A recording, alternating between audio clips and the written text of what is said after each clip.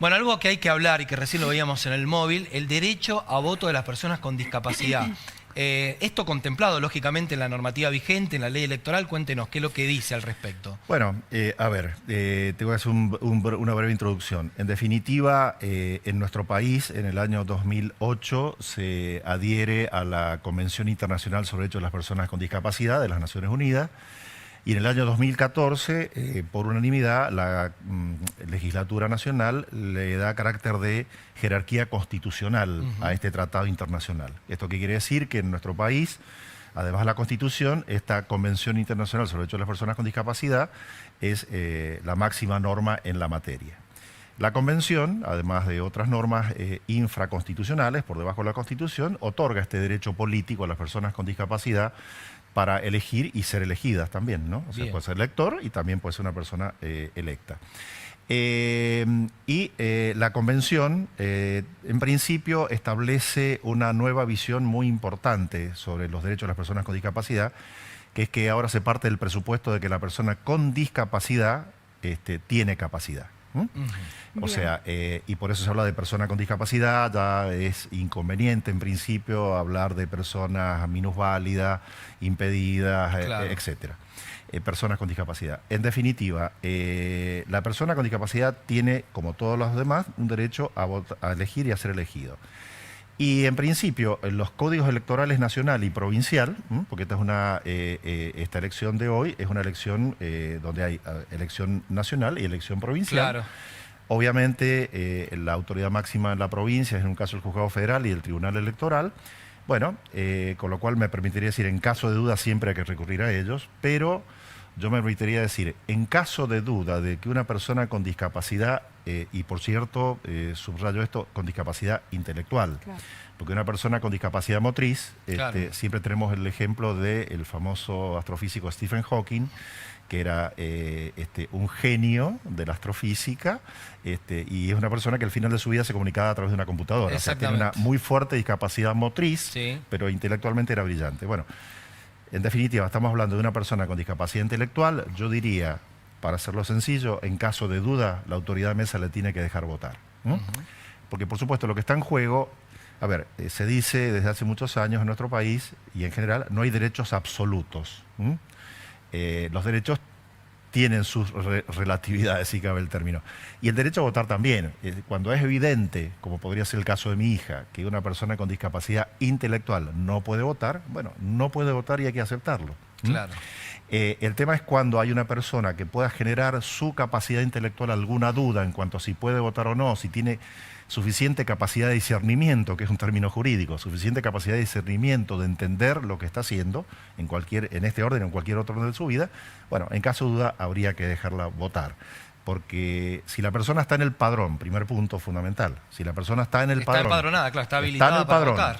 Y no ha sido expresamente tachada en rojo, en los términos de las leyes electorales, su participación electoral, si estuviese tachada en rojo, quiere decir que ha habido en principio una sentencia de un juez de la provincia o la nación que ha dispuesto inhabilitarlo electoralmente porque ha llegado a la conclusión de que es una persona que no está en condiciones de ejercer adecuadamente su derecho a voto. Bueno, si la persona está en el padrón y no está tachada en rojo su línea donde está él indicado, bueno, tiene derecho a votar en un cuarto oscuro accesible, con la asistencia de una persona que será un familiar o a un amigo. Ahí hay un punto clave y vamos a empezar viendo en placas para que nos vaya marcando cada cosa, cada punto a tener en cuenta, porque hablaba del cuarto oscuro accesible, la plantilla guía. Vamos a ir viendo, así el doctor Contegrán nos va aclarando, a ver cuál es la primera de las placas. Fíjate, ¿cuáles son las cuestiones por ahí? La plantilla a tener, guía, claro, ahí está. Mira, a tener en cuenta sobre todo para las personas que interfieren, que están en esta organización, las autoridades de mesa, y también los efectivos policiales, todas las personas que intervienen. Ahí está, mira, primer punto, plantilla guía. Podés pedirle a la autoridad de mesa una plantilla guía para firmar el padrón y también podés firmar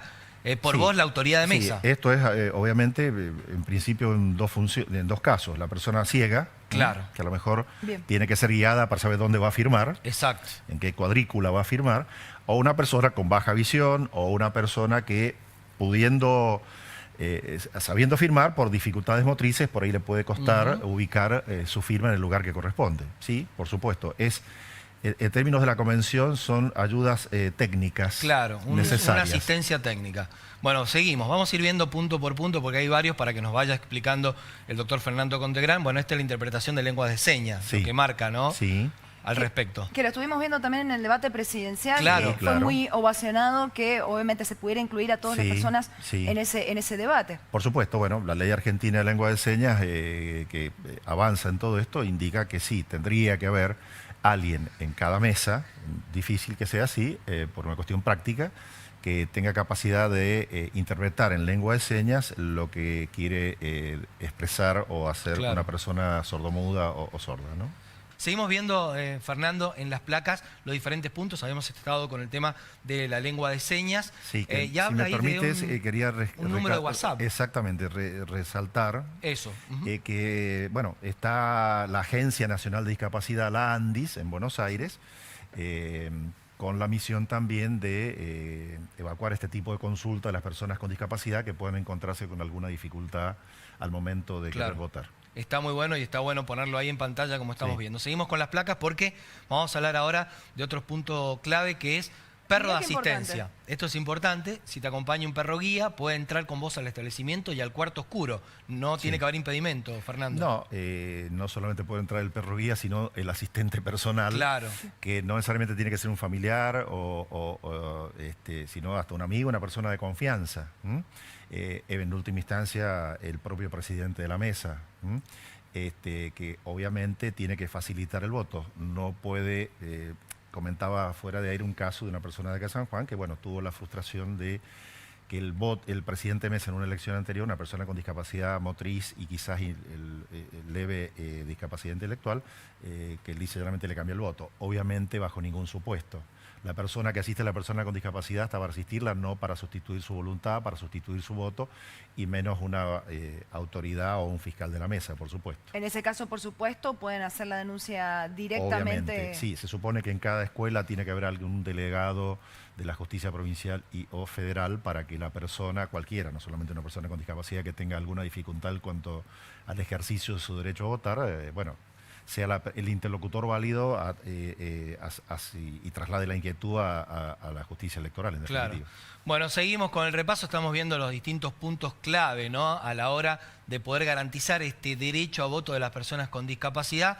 Vamos a ver ahora otro punto en las placas que tiene que ver con el voto asistido, que un poco que lo estaba mencionaba diciendo, recién, sí. claro. Esto, si precisás apoyo para poder votar, entrar al cuarto oscuro con una persona de tu confianza, lo decía recién Fernando Contegrán, y pedirle asistencia a la autoridad de mesa. Esto contempla también la posibilidad de moverle la urna también, Claro, ¿no? para eso está el cuarto oscuro accesible, Claro. que tendría que estar previsto en todas las escuelas o donde se esté votando. Tendría que ser un cuarto distinto de los que ya están habilitados para las mesas en particular, para que a ese cuarto se traslade la urna, el presidente de mesa traslade la urna, porque se supone que tiene que ser un cuarto accesible en el sentido físicamente accesible Claro, también. uno de los primeros, tal vez, Uno de los más cerca de la primeros, entrada más del ingreso. cercanos, que haya una rampa para poder entrar, en fin, ¿no? O sea, facilitarle también desde ese aspecto el voto a la persona con discapacidad y no hacerla a lo mejor transitar Claro. por Claro. pasillos. Bueno, recién y- lo veíamos en el móvil en vivo y nos contaba la delegada electoral que es la primera aula, En principio, la más sí, cercana a la claro. entrada de la En escuela, principio, sí. para que sea el Esa cuarto es la oscuro idea, accesible. esa es claro. la idea, sí, claro. En ese caso, entonces, si no está dispuesto para que sea para personas con discapacidad ese lugar específicamente, Sí. deberían traer entonces la urna desde la mesa correspondiente Sí. hacia esa aula. Exactamente, ¿Sí? Bien. exactamente, sí. Bien, ok. Bueno, seguimos con el repaso, quedan dos placas, justamente una Sí. está relacionado a esto, Sí. bueno, la prioridad de voto, Sí. también esto es fundamental. Lo que pasa también en distintos lugares con la prioridad para la persona con discapacidad en el supermercado, Sí, por en las supuesto. filas, pasa lo mismo Por en las supuesto. escuelas, ¿no? Esto es en realidad motivo de la ley en general. Claro, Prioridad de voto también en este aspecto. exacto. Sí, Pero sin ninguna duda. nos interpela también, más allá de las autoridades de mesa, de que obviamente Sí. son quienes están ahí para saber cómo actuar, también a los votantes, ¿no? Las personas Sí. que estamos en Sí, la fila, tener sí. en cuenta estas cuestiones, ¿no? Totalmente, sí, sí. Por eso también por ahí yo me permitiría decir a algunos padres de personas con discapacidad que en algún caso tenían dudas, bueno, vale la pena ir, no ir, y la frustración, y van a entender y no van a entender. Las autoridades de mesa están suficientemente capacitadas a la fecha para saber qué es lo que tienen que hacer. Bueno, justamente hay que hacer docencia. Los propios padres de las personas con discapacidad, sobre todo la persona con discapacidad intelectual que por algún motivo además no puede hablar o no ve, bueno, somos los padres por ahí los que tenemos que cumplir esta función docente también. Bueno, y la última placa, que es un poco el cierre también, lo mencionaba el doctor Contegrán recién, lo del cuarto oscuro accesible, el llamado COA, que esto se viene aplicando, ¿no? Bastante bien. Sí, entiendo que sí. Pero bueno, si me permite, yo diría, en caso de duda, la autoridad de mesa tiene que dejar votar a la persona, porque se parte del presupuesto que la persona con discapacidad, aun cuando sea intelectual, tiene capacidad suficiente para poder saber elegir, ¿no? Y en el otro aspecto, además que si me permite, dicho con humor, no se va a ganar o perder ninguna elección por culpa de los votos de las personas con discapacidad. Por supuesto que no, y la idea me parece que pueda votar la mayoría, que estén dadas las condiciones. Totalmente. Marcaba mucho, Fernando, esto de la discapacidad intelectual, pero en la discapacidad motriz también. Sabemos que no hay accesibilidad en general en la Argentina, en San Juan. En la vía pública faltan rampas, en la vereda, y en las escuelas pasa lo mismo. No hay una accesibilidad para que personas con una discapacidad motriz puedan manejarse bien. Hay que ayudarlas, hay que asistirlas. Se ha avanzado bastante a partir del impacto de la legislación vigente, pero bueno, hay mucho por hacer todavía también en cuanto a la accesibilidad física. Claro. Y algo que quería preguntarle, porque dijo usted recién, Fernando, hacer docencia para todos, porque me parece que todos nos tenemos que capacitar en estos temas. En el caso de las autoridades de mesa que están trabajando hoy, ¿se han capacitado en esto de garantizar el derecho a voto?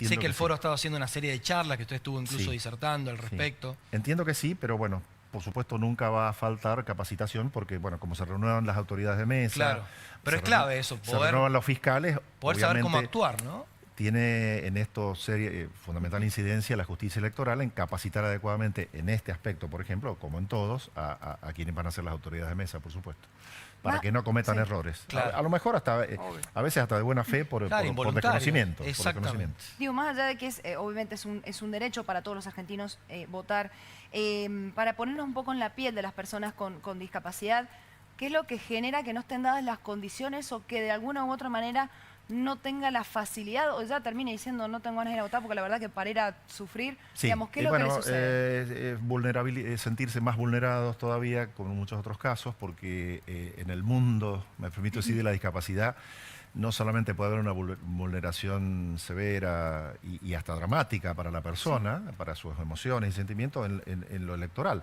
ni hablar en todo lo que es las cuestiones de los sistemas de salud. La justicia está llena de serios conflictos judiciales por las cuestiones de las prestaciones de las obras sociales o empresas de medicina prepaga. O sea, facilitarle a la gente que en este aspecto, bueno, no sean vulnerados sus derechos como en muchos otros aspectos, ¿no? Y no generar más frustración de la que muchas veces hay.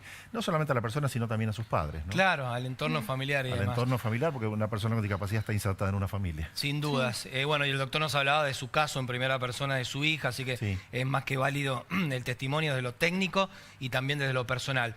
Y lo último que quería consultarle, porque estamos hablando del derecho a voto, pero también el derecho a ser elegidos, a poder participar en un proceso electoral. Y recordaba, mientras lo escuchaba Fernando, que hemos tenido una vicepresidenta con una discapacidad, Gabriela Michetti, con una discapacidad motriz, fue presidenta de Los Argentinos, la compañera de fórmula de Mauricio Macri, digo, porque por ahí es como que en el imaginario colectivo está el hecho de que no pueden participar, y sí lo pueden hacer, lógicamente, ¿no? Seguro que sí. Seguro que sí, en la medida que la discapacidad esté limitada a lo motriz o a una discapacidad intelectual leve, porque, bueno, no hay que, si se me permite, no hay que pedirle peras al olmo. Cuando la persona no puede, no puede, y hay que aceptarlo. Y esto también es una obligación de los padres, saber aceptar que cuando nuestro hijo no puede, no puede. Pero bueno, si puede, hay que hacer todo lo posible por habilitarle todos los caminos, como a todos, en definitiva. Sí. La verdad que es un tema muy interesante. ¿Algún mensaje final que quiera dar Fernando? La verdad ha sido muy claro y era la idea para todos también, de alguna manera, enterarnos más del tema, informarnos bien. ¿Algún mensaje para la gente que nos está mirando? Muchos familiares seguramente de personas con discapacidad, muchas personas con discapacidad mirando. ¿Qué mensaje le puede dar de su experiencia? Que ejerzan sus derechos, que conozcan sus derechos. El instituto, hiciste referencia a eso, Ariel. Sí. El instituto se creó a partir justamente de, por nuestra experiencia profesional, saber que en muchos casos las personas con discapacidad no conocen sus derechos. Y si yo no conozco mis derechos, no los puedo ejercer. Totalmente. Y tengo que saber cómo ejercerlos, además, porque vías, ¿no? Judiciales o no judiciales, administrativas. Entonces, bueno, desde ya, si me permiten, invitar a la gente que participe activamente de nuestro instituto, de las charlas, de jornadas, congresos, porque es fundamental. ¿Cómo hace para poder participar, para contactarse? ¿En el foro contactarse, directamente? sí, en el Foro Abogados, que busquen Foro Abogados de San Juan. y no creo que pueda ser posible a través de la página web, pero sí llamando por teléfono, saber de las actividades del instituto, que generalmente son abiertas, públicas, gratuitas. Está bueno, porque hemos visto varias charlas en estos días preelecciones, así que es interesante, mucha gente por ahí no conoce. Bueno, y el foro de abogados ubicado sobre calle Jujuy, ¿verdad? Jujuy, entre Libertador y San Luis. Exactamente, hecha la invitación. Bueno, doctor, ha sido un placer. Gracias Igualmente, por su tiempo en muchas este día de gracias. elecciones. Al contrario, que sigan bien. Muy Gracias. amable. El doctor Fernando Contegrán, abogado, especialista en estos temas de discapacidad y además, lo destacamos, uno de los fundadores de este instituto interdisciplinario del Foro de Abogados, interdisciplinario de discapacidad, para hablar de este tema, algo que hay que garantizar, y lo veíamos en el vivo en el móvil, que la gente lo está haciendo por suerte, ¿no?